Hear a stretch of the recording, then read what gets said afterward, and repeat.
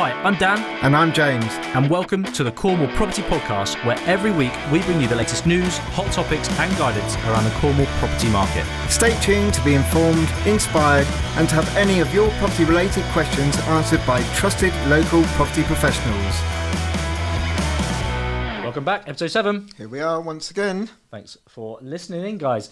So, as always, I'm Dan. I'm James. And we're here to inform, educate, inspire you guys about property, really, and with a particular emphasis and focus on the Cornwall property market and trying to tackle that housing crisis that we all know all too well about at the moment. So, yeah, thank you again for joining us. Absolutely. And as always, thank you very much for all your warm comments on our Facebook pages and just, reaching out and getting in touch. It's really quite nice that, we're doing this podcast, but also we've got our listeners that want to learn something. So just as a small reminder, you can come to us on cornwallpropertypodcast.com. But also, like I say, you can come on our Facebook page and you can send us messages on there with anything related to property that you might want to know. For sure. So this episode, James, what's on? Well, this particular week we've got quite a lot of stuff jam-packed for you. So I think you're going to be talking about some of the market predictions there, Dan, is this right? Spot on. It's that fun time of the year, isn't it? End of the year. People are starting to get a bit ballsy, putting their necks on the line and making those predictions for the new year. Definitely, and it is so uncertain at the moment, but not necessarily a bad thing either. It's quite good at the moment. No, and what I think is a good thing as well is that it gives you a chance to reflect on previous predictions, and you get a bit of a feel like how good were they and how solid were those predictions. And again, I don't think anyone could have anticipated what's happened in the last year with property. That's for sure. It's been a very, very uncharted waters is a light term, and where it's going as well. But For sure. So, yeah, we'll get through a few news updates, market updates. Then we've got our property picks, where I've got a commercial property, which I'm going to share with you, which is an old derelict property that we can hopefully bring to the market, some new properties and houses for Cornwall. Yeah, quite looking forward to seeing that one, actually. Looks quite interesting. Spacious. Very much so. And I've got quite a good residential two-bed property that's got bags and bags of potential, and it's also got some sort of attached outbuildings as well, which could be converted. So excellent. Look forward to seeing those then. So I'll kick us off. So I've got some stats here, so excuse me looking over here, but we've got Zoopla, who have put their necks on the lines. And I think that Zoopla was one that I was quite interested in seeing what they had to say. So they have a monthly house price index that they reflect, and obviously they've got housing market constantly on their website. That's what they do. So it's quite interesting to see what they have to say. But they predict a 3% rise in property next year. 3% rise. As if it's not risen enough this year. That's exactly it. So a few interesting facts about this year's market. So there was it's predicted and it's estimated to be, by the end of this year, 1.5 million transactions. So homes will have changed hands 1.5 million times throughout this year, which is pretty bonkers. To give you kind of a reflection, Zoopla previously predicted this year would be 1.1 million transactions. So it's still quite way off. So it kind of give you an idea on how much you kind of want to listen and base your investments next year on this sort of information. But again, these people that are deemed to be experts in the market, and again, they predicted this year there'll be 1.1 million transactions, but there's actually going to be an estimated 1.5 million transactions. So quite a bit more than they thought it would be. They also, what they've said is that the reason why this market is just still so hot, we were expecting like a bit of a cliff edge at the end of the stamp duty, but it's just kept flowing, hasn't it? Yeah, big time. It just kept ticking over. Momentum, and I think still there's a lot of people trying to relocate from where they were in city life, and they're looking to find more kind of rural places because they can obviously work from home, which, as we've already said in other podcasts, a massive game changer. For sure, and actually that's one of the main reasons they put it down to. 22% of people are currently still wanting to move. So it's not surprising. No. And on average, to put that into perspective, it's 22 people currently wanting to move, but on average, normally it should be around 5%. Yeah. So that's where that stimulus is. People are reevaluating where they want to be. Obviously, us down here in Cornwall, we know there's a lot of people wanting to come back down to this sort of area now because they can remote work. Because people have realised what is capable now and what they can actually do. I suppose it'll be a bit of time before companies can see their savings, but for those companies that are not having massive overhead of office rent anymore because their staff are working from home, and how much that's going to save them for the next financial year. But also, I know this off topic a little bit, but just a mindfulness of those employees, like people working from home. I know it's all new, it's all exciting, and people that have relocated, they can have like a sea view or something like that. But, you know, is it really healthy to be working from home and not having that interaction? I mean, for us, we come into a great recording studio, and it's quite nice to do that and see other people. But, you know, could it get a bit lonely working from home? Agreed. Time will tell, I guess. I know people that were in office spaces now work from home, and I know they kind of prefer to just maybe do a couple of days at home, but the rest of the week be in the office, because it definitely isn't the same, is it? The camaraderie, banter, the banter, exactly that. So I think, yeah, there's just getting that flow, but that is a massive reason why these sort of figures are where they're at. Yeah. So the annual house price growth was actually this year 6.6 at the end of September. So 6.6%, sorry, at the end of September. So it's expected to slow, but again, the Zoopla, the house price index, believe it's still going to keep going on up. What are your thoughts on that? How do you think? I personally think that it's going to. I agree, it's going to slow. I think it's going to be plateau a little bit. Really, I can't see it to keep continuing. It just doesn't seem right.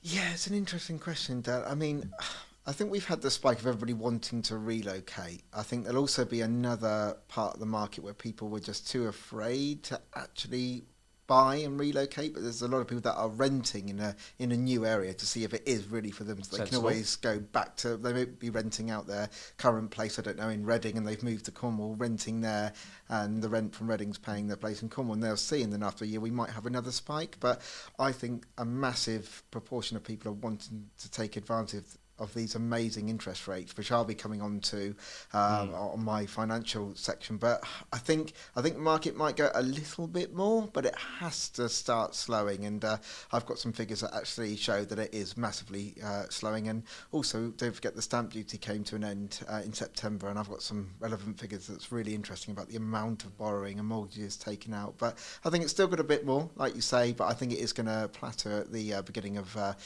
next year. Agreed. And just to give people a bit of context, really, on these these statistics and these predictions, so Zoopla have said they believe a 3% increase next year in house prices. But at the same time, we know it's gone and exceeded what happened this year. But their prediction for this year, back at the start of the year, was that prices were only going to go up 1%. But that is obviously well out from what has actually happened. So again, this isn't biblical. This isn't a certain, as again I've said previously, we're not like Mystic Meg here, but just base that in mind. But these are experts believing that that's the way the market's going to go. But at the same time, these experts also thought it would only go up 1% this year, and it's absolutely flown. So those are just interesting figures. It's just really interesting to hear other people's thoughts and views on this. But we'll keep bringing you these predictions over the next few weeks and months, just to see what others have to say, really. But that moves me on to then my second news story that I picked out. So again, guys, if you're wanting to have a little look at these news stories yourselves, if you go on the show notes of the podcast, you can see the link and you can access all of these and have a little read through in a bit more detail. But the headlines here. So this is a news story which is based up north. It's actually based in Scotland. But why I've brought this out is because generally what we find is the regulations generally get tested and tried and tested in smaller areas, and then they be brought out and rolled out potentially to the wider country, really. But so short-term let licensing. Now, this is a new scheme, and Scotland are actually going to begin licensing short-term let. So what is a short-term let? A short-term let is like a holiday let, or what we call as a serviced apartment or a serviced accommodation, where you're not signing a long-term AST contract, a short-hold tenancy contract, so like 6-12 months. No, you're staying there for a week, a weekend, or a couple of weeks, whatever. But it's a short-term let. Will look now to be on a registration scheme, a licensing scheme, similar to like the HMOs, the houses of multiple occupancy. So why would they do that? Well, generally it's for getting a bit more restriction, a bit more control over these types of properties. So, for example, down here in Cornwall, which is why I brought this topic up, is, as we all know, there are a lot of homes on the holiday market or the service accommodation market, but now these are going to be looking potentially in the next couple of years could be regulated a little bit more. So it means that, like HMOs, so student houses or shared multiple occupancy properties, so where you've got 3 or more people from different households living under one roof, they are already on a registration licensing scheme. So if you have a property with 5 or more tenants living in these properties, you have to be licensed. Now, the similar scheme is going to be brought out for short-term lets. But why do they do that? Well, it's just a better way of regulating it, ensuring these properties are safe, they're up to standard, and it's their way of also controlling negative feedback, maybe from neighbours or complaints. So the amount of times that people will probably just try and flip their spare property over to a holiday let, but there may be issues. It may not quite be safe. They're not doing it correctly. They're not getting the right compliant fire alarms and things like that in. So this is just a way of bringing that in and having a little bit more control. As always, that's what the council want, isn't it? Control these sort of things. What are your thoughts on that? Yeah, I think you've hit the nail on the head. I think it's to do with, standards, really, because as you've said with Cornwall, many people have just thrown a room in their house or even just vacated their house so they can throw it up on Airbnb. Literally, if you're going to do Airbnb, I know people that have managed to take some photos. We've got good phones these days. You can do it very quickly, and you can have a listing up probably within an hour and a half, something like that, and have a booking that night.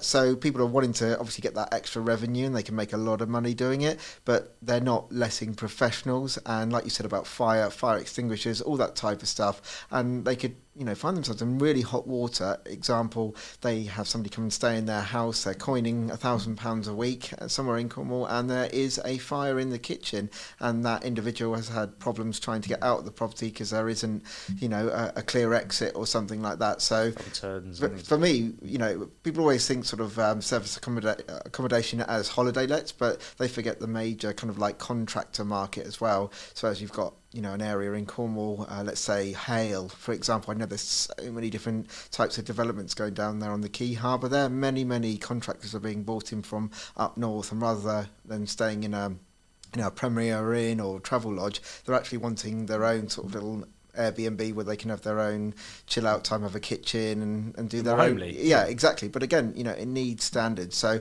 I think as a general rule of thumb, it needs to be regulated, and it was always going to come in at some point. And I think I've talked previously in other podcasts, but Airbnb have already put to the British government, because they're an American company, that this is what they think should be in the regulations, and they've done that deliberately because they know that the British government is going to bring out some form. It's coming anyway. But if they put this forward, they know that they've probably got a better chance of getting what they want in it. Because if they lose all of manipulate the legislation, can't they? Essentially, that's what they're hoping, I guess. Absolutely, Airbnb are there to make money, and if the regulation is too strict, they're going to lose all of their Airbnb landlords, and they're going to lose revenue. So yeah, interesting times, but I think the standards need to improve, because I've seen Airbnbs and the standards are shocking, and like we know with HMOs, you can get some really nasty ones. So I feel quite passionate about that, actually. Yeah, no, I think it's the right thing. And again, to give you an idea, so again, these are the dates that we're putting here. So the licensing scheme is going to be rolled out from October the 1st, 2022, so next October. Now, existing hosts and operators, they'll have until the 1st of April the following year. So 1st of April 2023, that is when they have to have applied for their licenses by. So they can continue operating until that date, but that is, they have to be licensed by that date. And essentially, it's the onus now on the Scottish government to get that scheme up and running, finalised. This is all the sort of things we want to have, criteria in terms of what boxes need to be ticked for these properties. But again, it's just a really interesting one that caught my eye, especially with we know how much or how many holiday lets there are and service apartments there are in Cornwall these days. But I think that will be good to just maybe narrow that market down and to maybe deter a few people, because they can't just do it nice and flippantly. They have to have it licensed. Obviously, this isn't happening right this second, but sure. It's with this being launched in Scotland, it's only a matter of time that it gets rolled out further. Yeah, and also just to add on to that, I know that this past year has been amazing for holiday lets and hotels, all that type of stuff. But previously, as Airbnbs have become more and more popular, where people just renting out their rooms and houses without the right insurance, they've actually taken away a lot of business for the locals, for like hotels who are doing things properly and pay, hundreds of thousands of pounds across the board to make sure that their businesses are, in the right regulations and compliant with the fire regs and everything. So I think if there are regulation, you'll get sort of the Airbnb sort of think, I can't be bothered to do all of that and actually do things properly, so it will actually give some of the market share back to those local businesses. So I think that'll be really good, because as you know, with the podcast, we're very much for the local people here, not just with accommodation but local businesses as well. So I think it's a thumbs up from my side. For sure.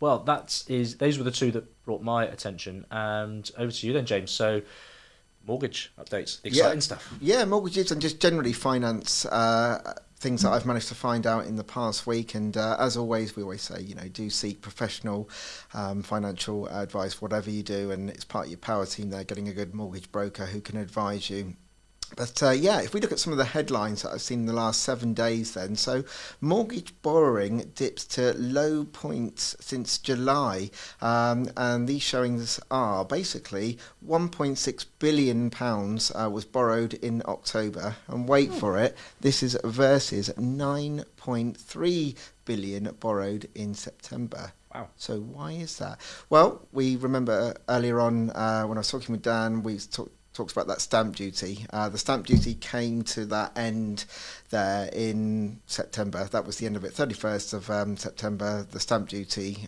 relief there came to an end, and that's where everybody was sort of squeezing in there to get their mortgage and their house without having to pay stamp duty. I mean, it's a huge cost, isn't it, Dan? That especially if you're investing in property, it's a cost that you can't really escape, and in many cases you can be paying up to £5,000, can't you? Oh, massively, yeah. And those numbers speak a lot. So 9.3 billion borrowed in September versus Massive. 1.6 billion borrowed in October. Still a lot of borrowing, but still that stimulus is of the stamp duty holiday, or there was still a stamp duty to be paid, but it was just relaxed ever so slightly in certain areas depending on the values, wasn't it? Absolutely. And, let's be honest, when have you ever seen the government sort of giving, discounts on stamp duty? It's never happened in the last couple of, in fact, I can't ever remember a time. I can remember little bits of discounts, but where they actually say you don't pay stamp duty, I think is just amazing, and people will never get that opportunity again. So that's why it's been like that.